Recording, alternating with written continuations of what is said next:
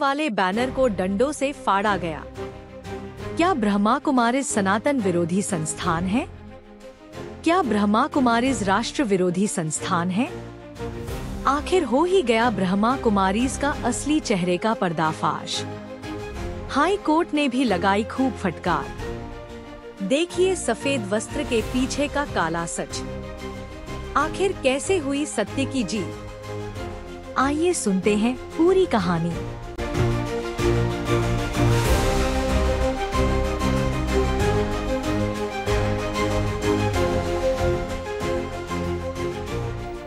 पहले तो आपको ढेर सारी बधाइयाँ कि माउंट आबू के सुंदर वादियों के बीच आकर आप लोगों ने वंदे मातरम और ओम ध्वनि जैसा भव्य कार्यक्रम को सफलतापूर्वक संपन्न किए। सुना जा रहा है कि चारों तरफ से बहुत सारी बाधाएं आप लोगों को आए हैं। बहुत लोगों ने कोशिश किया कि इस प्रोग्राम को रद्द करना है, लेकिन सारे कोशिश के बावजूद भी आपने सफलतापूर्वक इस कार्यक्रम को संपन्न किए। तो इसके पीछे की कहानी हम जानना चाहेंगे, दर्शकों को बताना चाहेंगे कि कैसे ये संपन्न हो पाया, कैसे संभव हो पाया। आपकी जुबान से दर्शकों को विस्तारित रूप से थोड़ा बताइए। पहले तो दर्शकों को मेरा नमस्ते, ओम नमः शिवाय। ये जो प्रोग्राम की जर्नी है वो बहुत संघर्षपूर्ण रही है, पर आखिर में हमको बहुत अच्छी सफलता मिली। बहुत सुंदर प्रोग्राम हुआ, बहुत अच्छा प्रोग्राम हुआ, और जितने भी पूरे भारत भर से लोग आए थे उन सभी ने इस प्रोग्राम में भाग लिया था। तो सभी ने मिलकर के बहुत अच्छी सेवाएं की और चारों तरफ ये संदेश पहुंचा ओम के उच्चारण का, और देशभक्ति का संदेश भी पहुंचा। उसके लिए मैं माउंट आबू की पूरी जनता का बहुत बहुत धन्यवाद करता हूं, शुक्रिया करता हूं, और पूरी ओम मंडली टीम का भी बहुत बहुत धन्यवाद करता हूं, शुक्रगुजार हूं सबका, क्योंकि पूरी ओम मंडली टीम ने बहुत ही अच्छी सेवाएं की और इतना संघर्ष होने के बावजूद भी ये प्रोग्राम को सक्सेसफुल बना के दिखाया। इसके लिए मैं ओम मंडली के सभी सदस्यों को, सभी सभ्यों को बहुत बहुत बहुत बधाई देता हूं और सबका बहुत बहुत धन्यवाद करता हूं। ये प्रोग्राम की शुरुआत 1 महीने पहले हुई थी, जब हमने सोचा था कि यहाँ पे प्रोग्राम किया जाए माउंट आबू में। यहाँ की माउंट आबू की जो जनता है उनको भी ओम का उच्चारण और वंदे मातरम का लाभ दिया जाए। तो 1 महीने पहले जब हम यहाँ पे एसडीएम ऑफिस में आए थे परमिशन लेने के लिए, तो वहाँ से ये बोला गया कि आप जब आपका प्रोग्राम होगा उसके 15 दिन पहले आप यहाँ पे आइएगा, आपको परमिशन जरूर दी जाएगी। तो हम लोग 2 अक्टूबर 2024 को हम लोग यहाँ पे आए, 2 अक्टूबर 2024। उस समय हम यहाँ पे आए तो एसडीएम साहब के ऑफिस में गए, तो वो वहाँ पे नहीं थे। वहाँ से हमको ये बोला गया कि हमारी राष्ट्रपति जी आए हुए हैं, तो उनकी सेवाओं में मतलब वो बिजी हैं, तो अभी नहीं मिल पाएंगे। तो 3-4 दिन हमने वो वेट किया। फिर 3-4 दिन बाद फिर हम गए, तो फिर भी वहाँ पे उनसे मुलाकात नहीं हो पाई हमारी। अच्छा, मतलब एप्लीकेशन लिया नहीं? वो थे ही नहीं वहाँ पे। अच्छा, एप्लीकेशन तो हमने दिया, पर वहाँ पे कोई रिसीव करने वाला नहीं था। अच्छा। तो फिर हम ऐसे 3-4 बार गए। फिर हम वापस अपने रायपुर क्षेत्र में चले गए। फिर हमने 11 अक्टूबर 2024 को फिर वापस आए।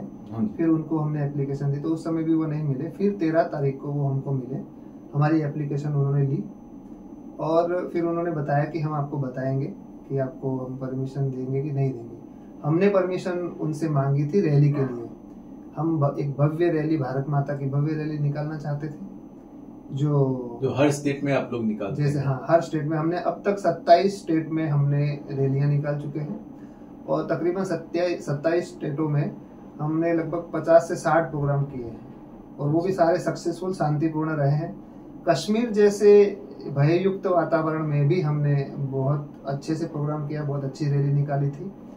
और 11 अगस्त 2023 को हमने 1 लाख लोगों को एक साथ वंदे मातरम का गायन का वर्ल्ड रिकॉर्ड बनाया, जो अपने आप में ही बहुत प्राउड फील करने की बात है।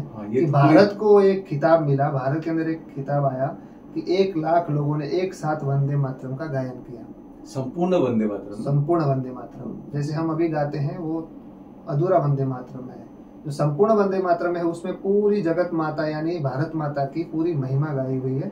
वो संपूर्ण वंदे मातरम को हम लोगों ने गा करके वर्ल्ड रिकॉर्ड बनाया और बड़े शांतिपूर्ण ढंग से ये प्रोग्राम हुआ था। अब आते हैं इस प्रोग्राम में। यहाँ पे हमको परमिशन लेते लेते मतलब 13 अक्टूबर 2024 को हमने परमिशन मांगा।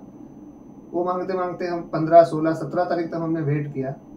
तो फिर वापस हम गए एसडीएम साहब के पास कि हमारा परमिशन का क्या हुआ।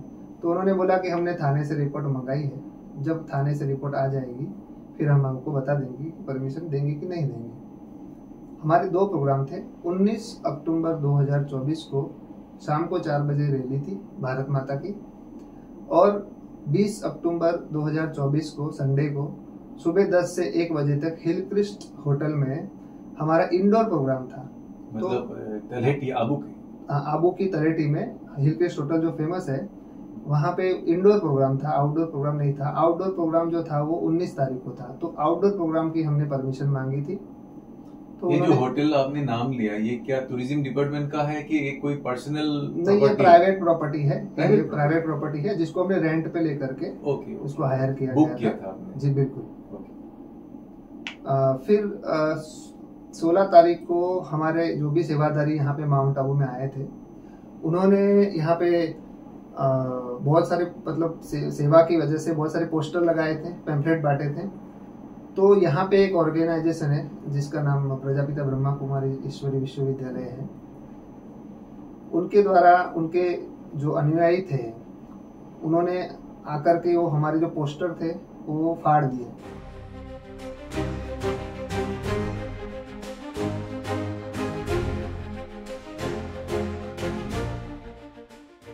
तो जब वो फाड़ रहे थे तो हमारे ओम मंडली के जो सदस्य थे जिनका नाम संजय भाई गुप्ता है, तो संजय भाई ने पूछा उनको जाकर के कि भाई जी क्यों फाड़ रहे हो आप पोस्टर को।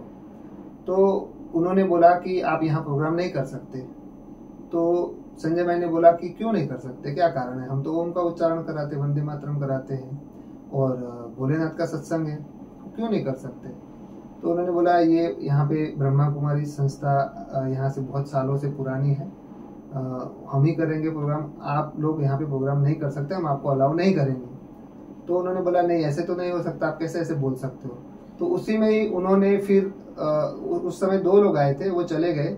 फिर तुरंत ही 5 मिनट के बाद 6 से 7 लोग आए और आकर के संजय गुप्ता जी को डंडों से पीटने लगे। पीट करके फिर वो मतलब उस समय जब उनको मारा जा रहा था, वैसे वो एज वाले हैं, उनकी एज तकरीबन 55-60 साल की एज है, उनकी 60 साल से ऊपर ही है। इतने बुजुर्ग आदमी को उन्होंने मारा।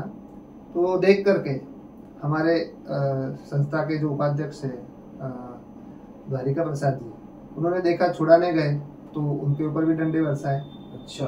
हाँ, उनके सर में यहाँ पे चोट आई, यहाँ से बहुत खून निकल रहा था और पैरों में भी बहुत चोट आई, यहाँ कंधे में भी चोट आई, जो स्पष्ट आप वो स्क्रीन पे शायद आप दिखा सकते हो तो दिखा देना। स्क्रीन पे आप दिखा देना।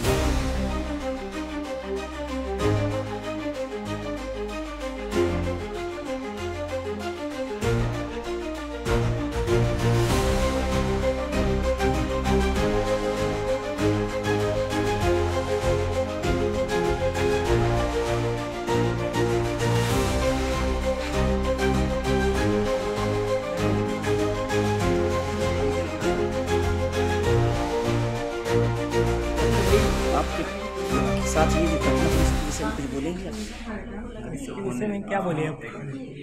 आप क्या कैसी घटना हुई, आपकी मारपीट किसने की? वो तो सामने भी कि ब्रह्मा कुमारी इसका कुछ था, वो क्या वीडियो।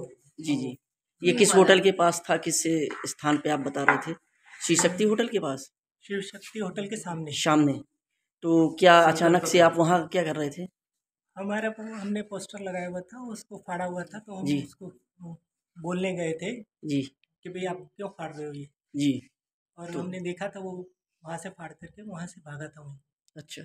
हम उसके पीछे गए थे। जी। फिर वो बोले हमको तो ऑर्डर मिला हुआ है।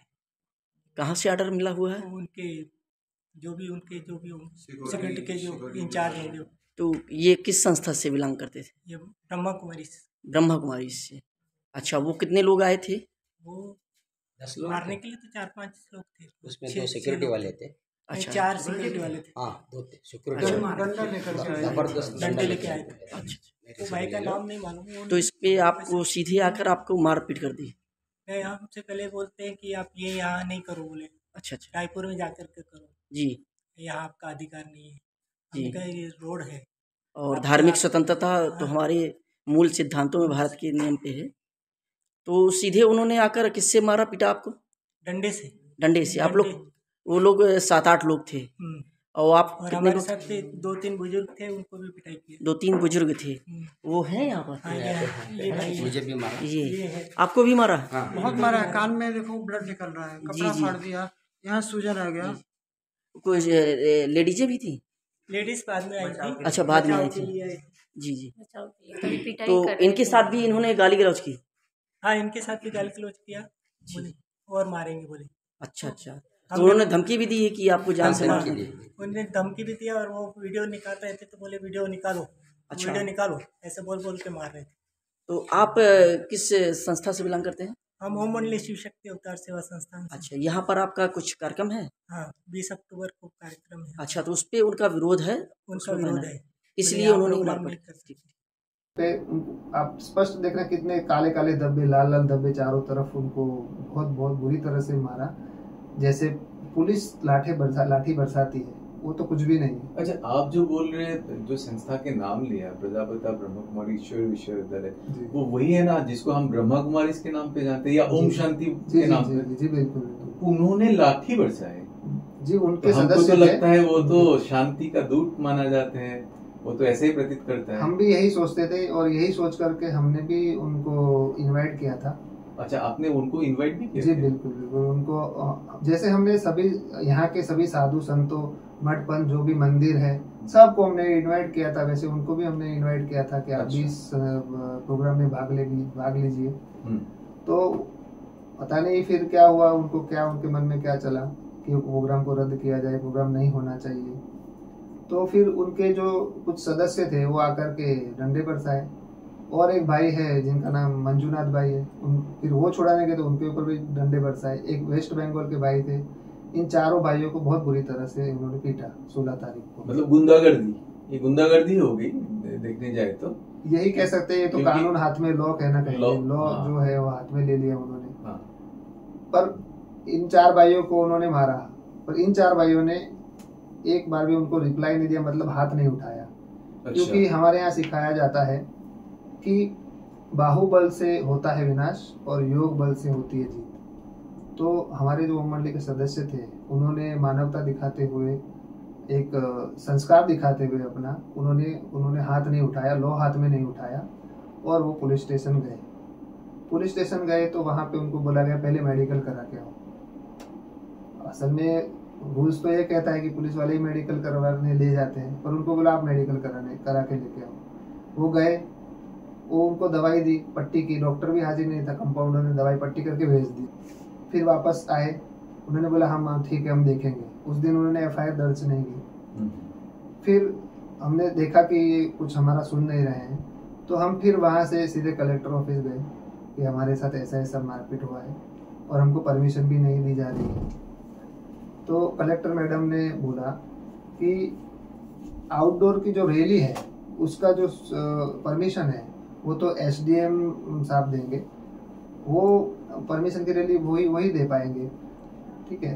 और उन्होंने बोला कि जो इंडोर प्रोग्राम है वंदे मातरम और ओम उच्चारण का, वो प्रोग्राम को आपको कोई रोक नहीं सकता, ना पुलिस रोक सकती है ना कोई नहीं, क्योंकि वो इंडोर प्रोग्राम है और प्राइवेट प्रॉपर्टी के ऊपर प्रोग्राम है, इसलिए उसको कोई नहीं रोक सकता। तो उन्होंने हमको आश्वासन दिया कि आप जाइए, आप अपना प्रोग्राम कीजिए, रैली नहीं मिले तो कोई बात नहीं, रैली नहीं करना। तो हमने बोला ठीक है, नई रैली की परमिशन मिलेगी तो हम रैली नहीं करेंगे। फिर हम वहां से वापस आ गए। फिर हमने जब आकर के सदर थाना के SHO से मिले कि हमको मैडम ने, कलेक्टर मैडम ने ऐसा बोला है कि आप इंडोर प्रोग्राम कर सकते हो, और SDM साहब को भी हमने बोला कि आप ऐसे प्रोग्राम कर सकते हो। तो पहले तो उन्होंने हमको अच्छा रिस्पांस नहीं दिया था, पर जब कलेक्टर मैडम का नाम लिया तो उन्होंने फिर थोड़ा सा अच्छे से रिस्पांस दिया हमको। फिर 17 तारीख को, 17 अक्टूबर 2024 दोपहर को 2 बजे पुलिस स्टेशन से हमको बोला कि आपका मेडिकल कराना है, आप आ जाइए। तो हम वहाँ पे मेडिकल करवाने चारों लोगों को लेके गए थे। पीछे से इन्होंने कोर्ट में केस करके नोटिस भेज दिया, हम लोग को मेडिकल कराने भेजा, पीछे से इन्होंने नोटिस भेजा घर पे, संजय गुप्ता जी के घर पे।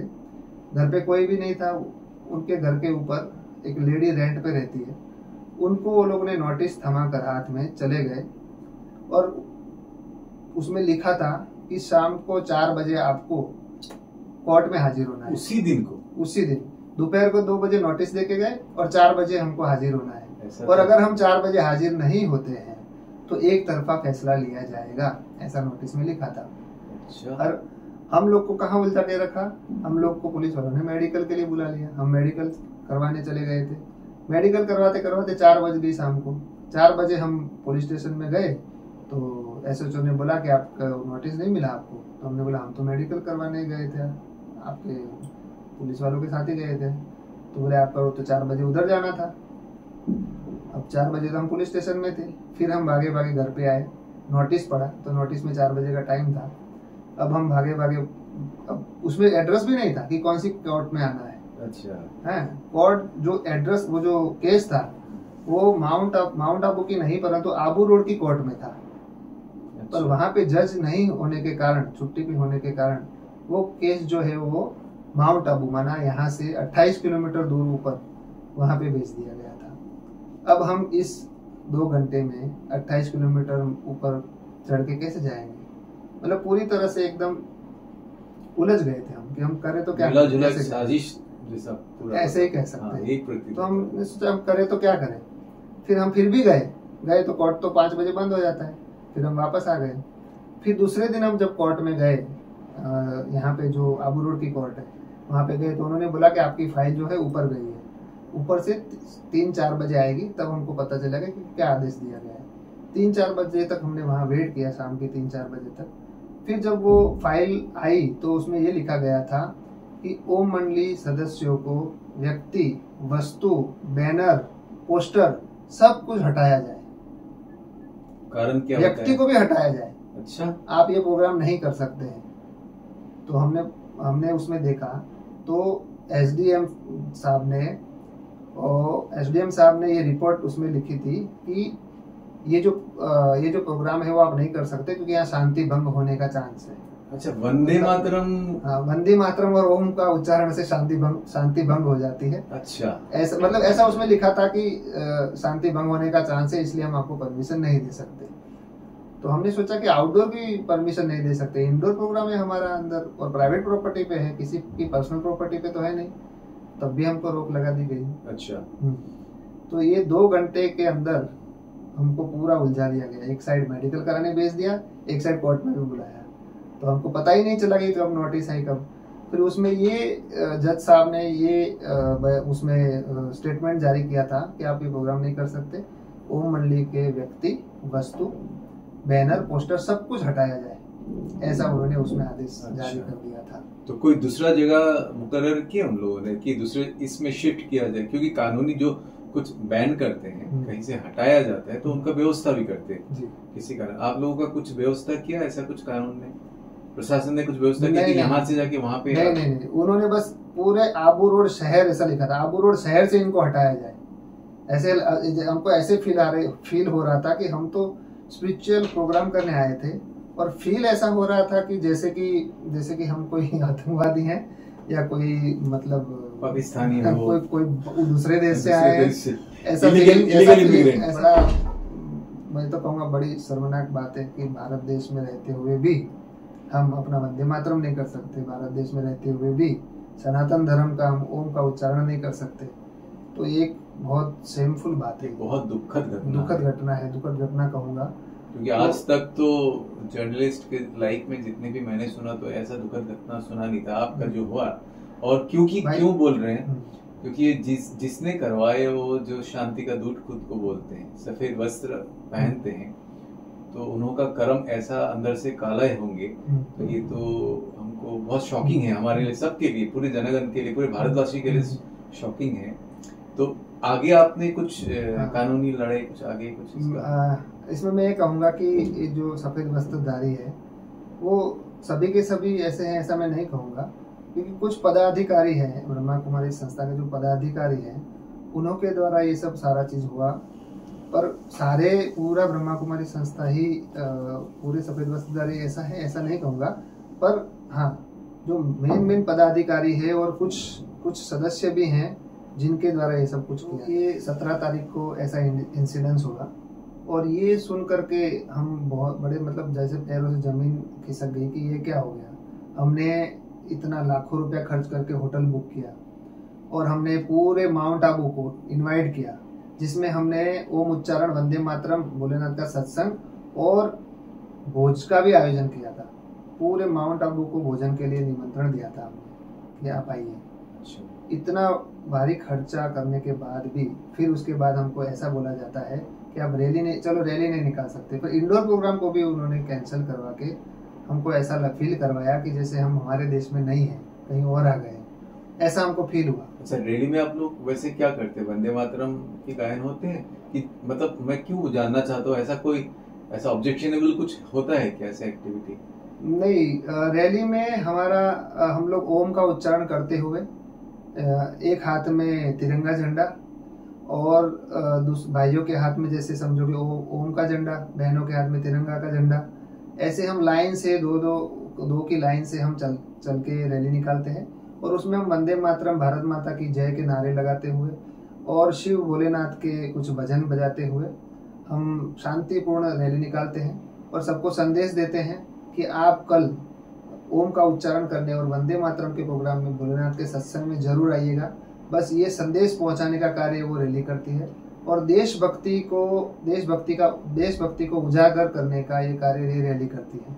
और ऐसी सुंदर रैली जिसमें हम झांकियां भी निकालते हैं, जिसमें हम देवी देवताओं को बना के बिठाते हैं, और भारत माता को बहुत अच्छी तरह से तैयार करके बग्गी में उनको बिठा करके हम भारत माता की रैली निकालते हैं।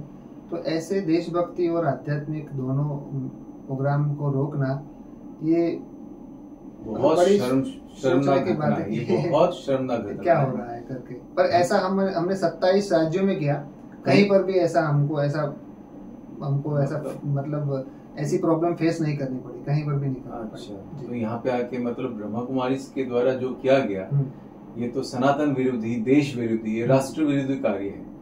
बिल्कुल। तो इसके लिए आपने कोई कानूनी लड़ाई या कोई कंप्लेंट इसका, क्योंकि ये it's a violation of article 15, जिसको अभिव्यक्ति की आजादी बोला जाता है। ये जो मतलब आपको ये कानूनी अधिकार दिया हुआ है हर जनगण को, तो इस अधिकार को खंडन करने की, वो भी कानूनी तरीके से तो कोई खंडन हो नहीं सकता। तो डेफिनेटली आपके यहाँ पे कुछ ऐसा हुआ होगा, किसी को ऐसा मतलब सेटिंग किए होंगे जिसके द्वारा ये मतलब गैर कानूनी तरीके से कानून को इस्तेमाल किया गया। आप देखिए, दोपहर को 2 बजे नोटिस आता है, 4 बजे आपको कोर्ट में हाजिर होना है, और 4 बजे अगर आप हाजिर नहीं हुए, और वो भी जब नोटिस आता है तो जिसके नाम पे नोटिस आता है उसकी साइन लगता है, उसको आपने मेडिकल करने बुला लिया पुलिस स्टेशन में, वहाँ पुलिस स्टेशन में उनको रोक के रखा, यहाँ पे नोटिस भेज के बार आपने केस को जजमेंट दे दिया।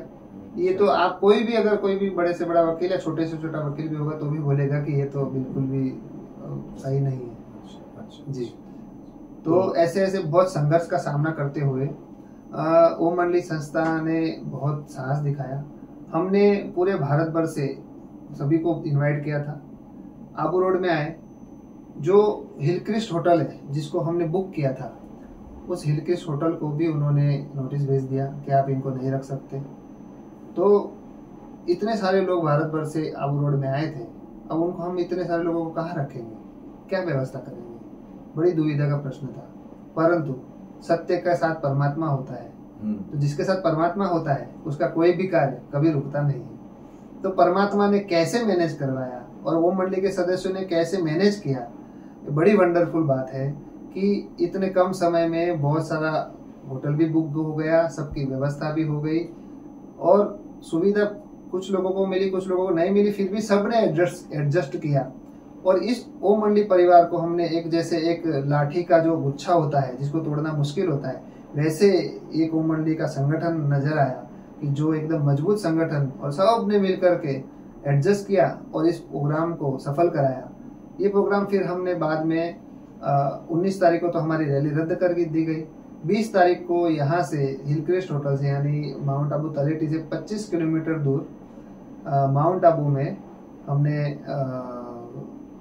अचल रिसोर्ट नाम से जगह है, अचल रिसोर्ट, वहाँ पे हमने ये प्रोग्राम संपन्न किया, जहाँ पे हमने बहुत सुंदर तरीके से ओम का उच्चारण कराया, वंदे मातरम का गायन किया और सत्संग हुआ, बहुत अच्छी तरह से हुआ, बहुत एंजॉय किया हम लोगों ने और सबको अच्छा संदेश गया। वहाँ पे भोजन भी रखा गया, सबको भोजन भी कराया गया, इतना शांतिपूर्ण तरीके से प्रोग्राम हुआ। और जैसे ही प्रोग्राम खत्म हुआ, सुबह 8 बजे हमारा प्रोग्राम शुरू हुआ और 12 बजे तक प्रोग्राम चला। प्रोग्राम खत्म होने के बाद जैसे ही सब लोग गए, तुरंत वहाँ पर भी पुलिस आ गई और पुलिस आकर के पूछ रही थी कि आप ऐसे आपने प्रोग्राम किया है यहाँ पे? हमने कहा हाँ, क्या किया? तो हमने बोला भाई ओम का उच्चारण किया, वंदे मातरम कराया।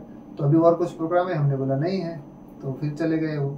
फिर पूरी गाड़ी भर के फिर पुलिस आई, फिर पूछने लगी कि कहाँ गई जो आपका प्रोग्राम कराने वाली जो बहन थी वो कहाँ गई, आपकी दादी कहाँ गई, ऐसे करके पूछने लगे। अच्छा, तो सब चले गए। ऊपर से कोई डेफिनेटली भेज रहा होगा। हाँ, तो बार बार पुलिस आ रही है। तो वो जिस रेस्टोरेंट जिस रिसोर्ट को हमने बुक किया था वो भी बोला कि इससे भी बड़े बड़े प्रोग्राम हुए, कभी पुलिस नहीं आई और आपके इतने छोटे से आपने तो कुछ नहीं कराया, आपने तो ओम का उच्चारण कराया, वंदे मातरम कराया और आधा घंटा सत्संग किया, 1-2 घंटा सत्संग किया और आप तो मतलब पूरी शांतिपूर्ण ढंग से, हमको तो कुछ गलत नहीं लगा, तो ये क्यों पुलिस ऐसे आ रही? तो होटल का जो मैनेजर है उन्होंने भी पुलिस को यही जवाब दिया कि इन्होंने तो बहुत अच्छा प्रोग्राम किया, मेडिटेशन सिखाया, ओम का उच्चारण कराया, वंदे मातरम कराया, हमको तो कुछ गलत नहीं लगा।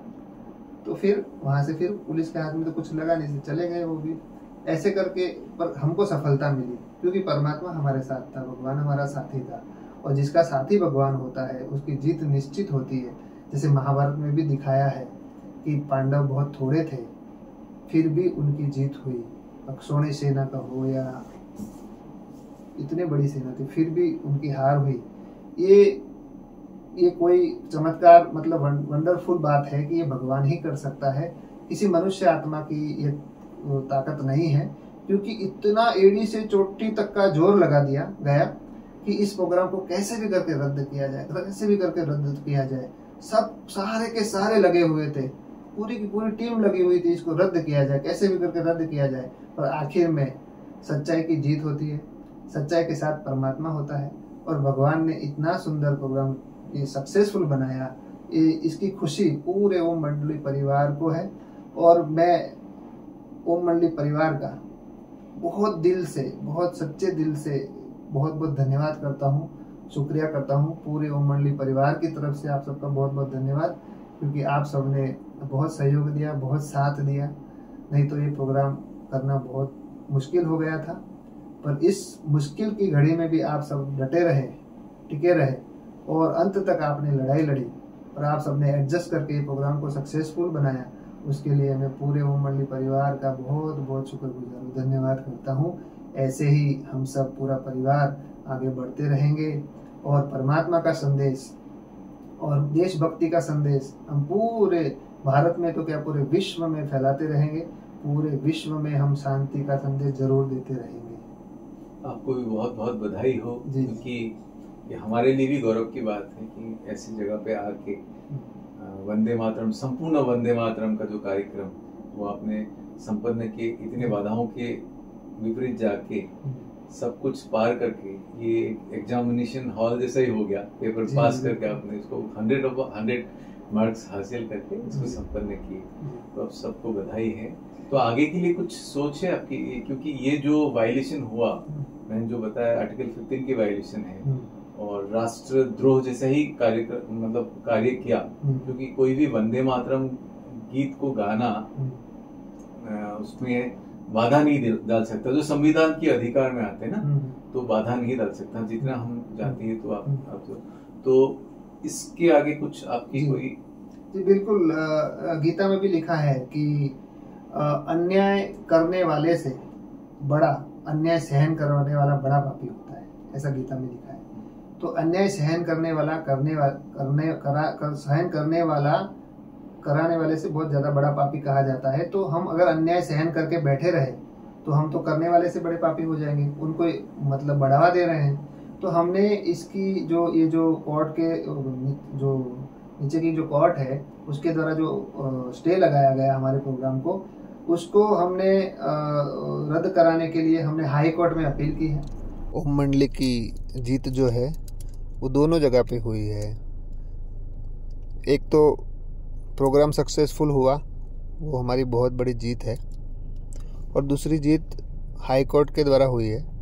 हाई कोर्ट ने ओम मंडली को ये जो स्टे लगवाया था ओम मंडली के ऊपर कि आप प्रोग्राम नहीं कर सकते, वो हाई कोर्ट ने जजमेंट दिया कि ऐसे धार्मिक प्रोग्राम को हटाना अनैतिक है, और उस स्टे को हटा दिया। ये भी बहुत बड़ी हमारी जीत है, और ये जीत का कारण भगवान है। जिसके साथ भगवान होता है उसकी जीत निश्चित होती है। तो आखिर में प्रोग्राम भी हुआ और हाई कोर्ट ने ऊपर से आदेश भी दिया कि ऐसे धार्मिक प्रोग्राम को रोकना अनैतिक है, असंवैधानिक है। इसलिए ये बहुत बड़ी जीत है, इसका हमको बहुत खुशी है, बहुत हर्ष का माहौल है। और असत्य की हार हुई है, अधर्म की हार हुई है, धर्म की जीत हुई है, धर्म का विजय हुआ है। इसका हम सबको बहुत खुशी है। कानून ने हमारी बात सुनी और हमारे ऊपर जो अन्याय हो रहा था उसको हाई कोर्ट ने फटकार लगा करके रोक लगाई है। उसका भी हम बहुत बहुत धन्यवाद करते हैं, हाई कोर्ट का भी बहुत बहुत धन्यवाद।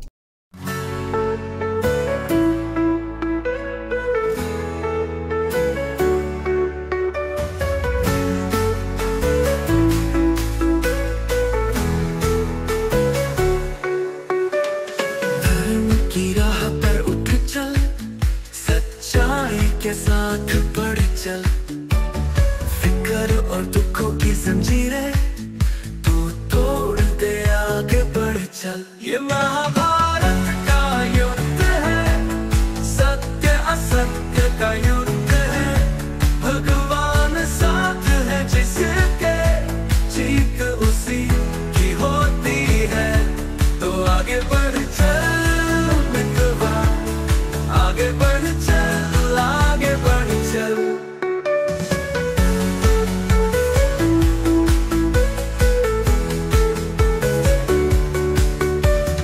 पांडवों की तरह सच्चाई पकड़, कौरवों से डर मत, बस बढ़। कृष्ण का साथ हो जब तेरा, हार कभी नहीं होगी तेरा। धर्म के लिए लड़ी जाए जंग, तू विजेता यही है रंग। आगे बढ़ चल मित्रवा, आगे बढ़ चल। ये महाभारत का युद्ध है, सत्य असत्य का युद्ध है, भगवान साथ है जिसके, जीत उसी की होती है। तो आगे बढ़ चल मित्रवा, आगे बढ़ चल, आगे बढ़ चल।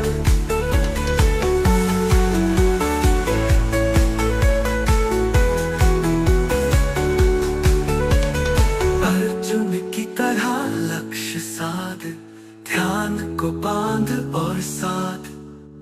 रथ की दिशा खुद तू तय कर, विजय का गीत खुद कह कर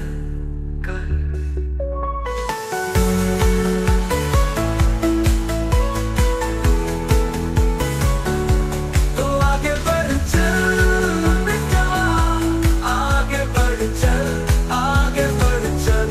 अर्जुन की तरह लक्ष्य साध, ध्यान को बांध और साध, रथ की दिशा खुद तू तय कर, विजय का गीत खुद कह कर।